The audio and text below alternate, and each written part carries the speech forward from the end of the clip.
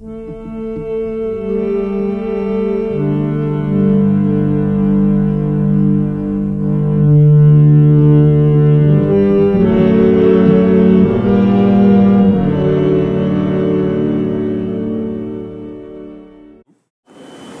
సంకేతంలోని 12 అట్రిబ్యూట్స్లో next విశిష్ట గుణము humility, వినయం. ఇది ఎలా వస్తుంది వినయం అన్నది మనకు అంటే, we are nothing in ourselves. మనము ఏమీ కాదు, భగవంతుని ముందు మనం ఏమీ కాదు, మన శక్తి ఎందుకు పనికిరాదు అని అనుకున్నప్పుడే మనలో వినయం అన్నది వస్తుంది. ఇప్పుడు ఆధ్యాత్మిక సాధనల్లో వినయం అన్నది తప్పనిసరి అని అంటూ ఉంటారు. ఆధ్యాత్మిక మార్గంలో ఉన్న వాళ్ళు కూడా వాళ్ళు వినయంగా ఉండాలి అని కంపల్సరీగా పెట్టుకుంటారు. ఆ రకమైన వస్త్రధారణ కానీ, అంటే కాషాయ వస్త్రాలు వేసుకోవటము, లేకపోతే సింపుల్ కలర్స్ వేసుకోవటము, లేకపోతే బొట్లు పెట్టుకోవడము, చేతులు కట్టుకొని నిలబడటము, కాళ్లకు నమస్కారాలు చేయటము, ఇవన్నీ కూడా చేస్తూ ఉంటారు.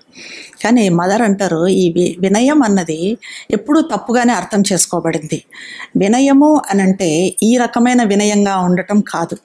ఇది మనలోని వినయంగా ఉన్నాను అన్న స్వాతిశయాన్ని, దాన్ని ఒక కలుపు మొక్కను పెరికేసినట్టుగా పెరికేయాలి. ఎందుకంటే మనకు తెలియకుండానే ఇవన్నీ చేస్తూ ఉన్నప్పుడు నేను చాలా వినయంగా ఉన్నాను అన్న అతిశయము మనలో ఉంటుంది.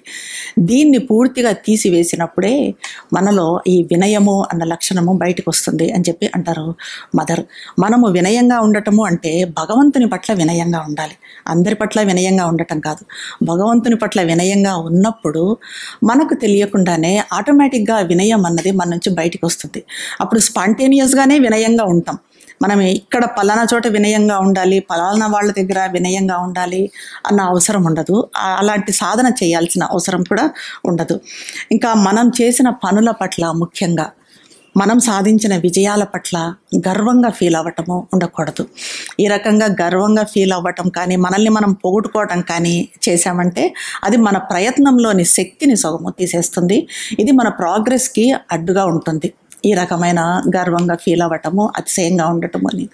ఎలా అంటే మనం ఎంత విజయం సాధించినా కూడా ఆ విజయము అన్న ఎరుక కూడా లేకుండా, గర్వంతో కూడిన ఆత్మసంతృప్తి లేకుండా, ఆత్మసంతృప్తి అంటాం కానీ ఎలాంటి ఆత్మసంతృప్తి, గర్వంతో కూడిన ఆత్మసంతృప్తి లేకుండా అలా ఉన్నప్పుడే మనము వినయంగా ఉండగలుగుతాం. వినయం అన్నది బయటకు వస్తుంది.